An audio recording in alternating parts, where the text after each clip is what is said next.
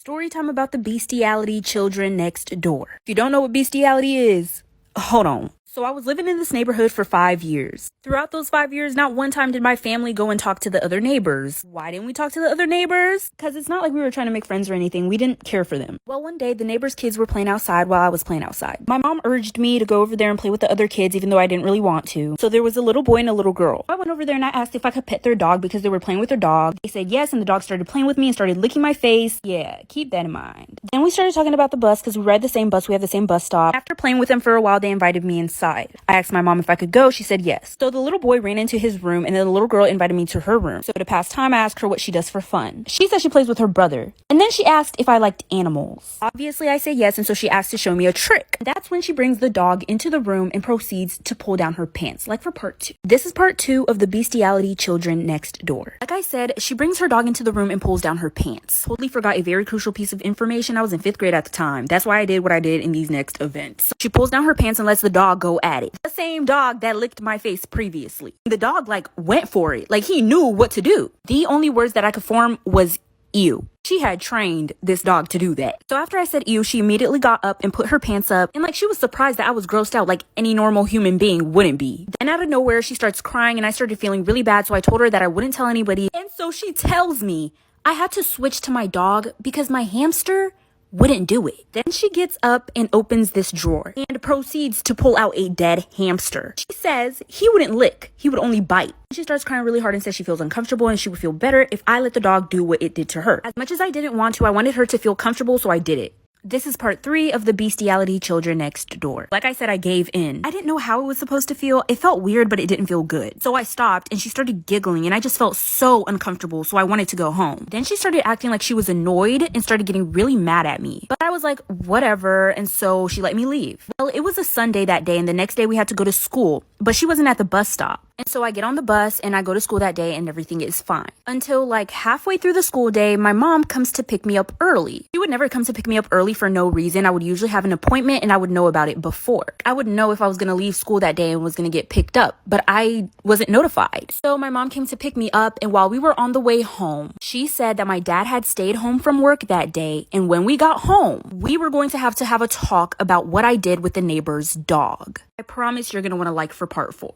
This is part 4 of the bestiality children next door. Baby, that rhymed. Like I said, my mom is driving me home right now and we're gonna have a talk when we get home with my dad about what I did with the neighbor's dog. I tried to explain myself to her in the car, but she wouldn't let me talk. She didn't want me to say anything until we got home. But when we got home, it wasn't just my dad sitting in the living room. The neighbors were there. The mom, dad, and the 2 kids. So I was like, is this a setup? And the neighbor's dad is fuming. As soon as I walked into the living room, he stood up and tried to get in my face. Mind you, I was in 5th grade. He did that in front of my parents. My parents told him to back up, obviously, but there was a lot of tension. When he was in my face, he was saying, how dare you force my daughter to do that with our own dog? That's when I knew what the fuck was going on. This little fucker. Basically, after I left my neighbor's house the day before, the daughter went up to the parents and told them that I showed her the trick with the dog and forced her to do it. But this is when things take a turn, babes. This is part 5 of the bestiality children next door. Like I said, my neighbor's parents and their kids and my parents and I were all in my living room discussing about this dog situation. So I went ahead and explained myself that she was a fucking liar and that nothing that's coming out of her mouth was true and that she was just lying and lying. And the neighbor's parents weren't too happy about the fact that I was calling their daughter a liar. And the mom just lost it and started screaming at me and going at me and just saying all these mean, terrible things. It was almost as if she had a personal problem with me.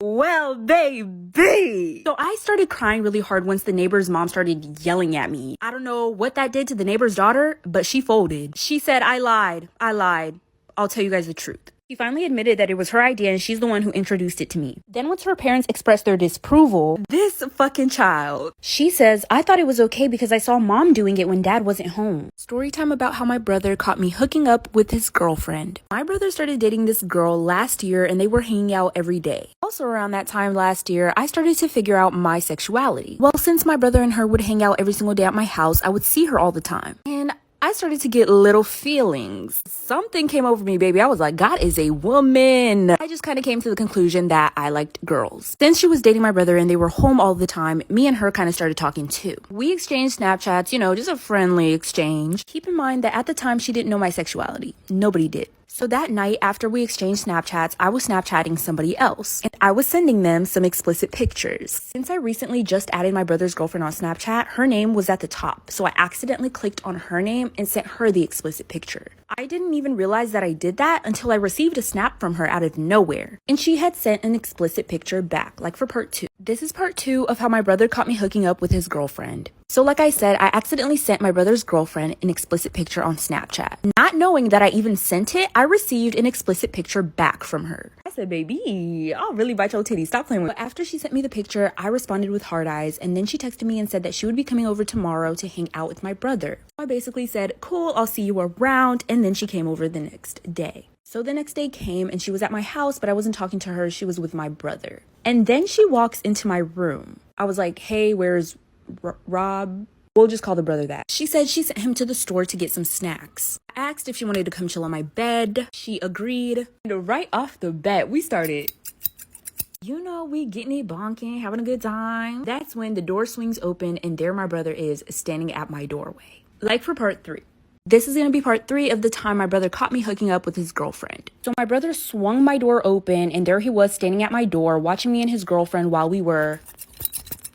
Immediately, he was just like, oh, really? You're both fucking gross. That's when he turned around and left. Later on, we had to have like a family talk about this and I had to come out about my sexuality to my parents and it was really embarrassing. My parents were super accepting of me coming out, but my brother wasn't as accepting and I'm thinking it's mostly because of the fact that he had to find out the way that he did. Because it wasn't my sexuality itself that bothered him, it was how he found out. Later on, he told me that he walked into my room because he heard us laughing in there and he wanted to ask her what exactly she wanted from the store. He was gonna ask her if she just wanted to come with, but that's what he walked in on. So my brother went ahead and broke up with his girlfriend. That's when me and her started dating and we've been dating for about 2 years now. So I said I'd be sharing more stories of things that happened to me while I was younger that I've kept secret for my entire life and haven't told anybody, so here's another story. Fair warning, this video might be a little triggering. I was really young at the time. I don't exactly remember what age. I was around 8 or 13 years old. Me and my friends were going to this haunted maze and it was around Halloween time. It was one of my friend's parents that was taking us there and it was a group of 5 or 6 of my friends. While me and my friends were going through this maze, we were standing in a line and I was standing in the very back. So while we were walking, I ended up tripping on my shoelace and I fell to the side where there was curtains. It was the curtains where the workers would pop out and try to scare you. When I fell, I tried to yell for my friends, but because of the sound effects of the maze, they couldn't hear me. And by the time I got up, they were gone. So I started walking and I eventually got to a place where you could only go right or left, and I went left. And once I went left, I ended up in a circular room where there was 5 passageways. But there was also a group of teenage boys and I didn't even see them at first. All I know is I turned around and got grabbed, like for part 2. This is part 2 of the time I got lost in a haunted maze. Like I said, I lost track of my friends and I was looking for my friends and I ended up in a part of the maze where there was all these guys that I didn't even see at first. All I know is I turned around and I got grabbed. So I screamed. I was super young at the time. I was defenseless. I didn't know what to do. Those guys seemed like they were around their teenage years and they were laughing and making a joke out of it. One of them was laughing and they told their friend, grab her legs. And so the friend grabbed my legs and they were tugging me and pulling me, and then they started to pull my pants down. Panic was filling over my body. I couldn't even scream. When you're young, you'd always think you know what to do at these moments, but you really don't. You just freeze up. And that's exactly what I did. I just froze up. But thankfully, as soon as I felt my pants starting to get pulled down, another group of people turned the corner, and that's when the boys dropped me and ran, like for part 3. This is going to be part 3 of the time I got lost in a haunted maze. Like I said, another group of people started to turn the corner. That's when the boys dropped me and they ran. Those group of people didn't really get to see what was going on. So they asked me if I was okay. I told them that I was good. Me being super young and scared, I didn't really want to tell them what happened. My parents were also really iffy about me going out and I didn't want there to be a situation that would make them not trust me anymore. So they started to walk me out of the maze, you guys. And I'm guessing we were nearing towards the exit. But as we were nearing towards the exit, I completely forgot about the boys. I had realized that I didn't have a bracelet that I was wearing. Me being young and trying not to annoy the people that found me and were helping me get out of the maze, I wanted to turn around, but I didn't want to tell them that I needed to turn around because I lost something. So I ran back. As I was running back, trying to find this bracelet in this maze, I had ran into the same group of teenage boys who assaulted me. Like for part 4. Can you see me breathing? Standing here without you, and I can see it's midnight. And can I live without you? Can you see me breathing? standing here without you, and I can see it's midnight. And can I live without you? Can you see me breathing? Standing here without you, and I can see it's midnight. And can I live without you? I can't afford to see you.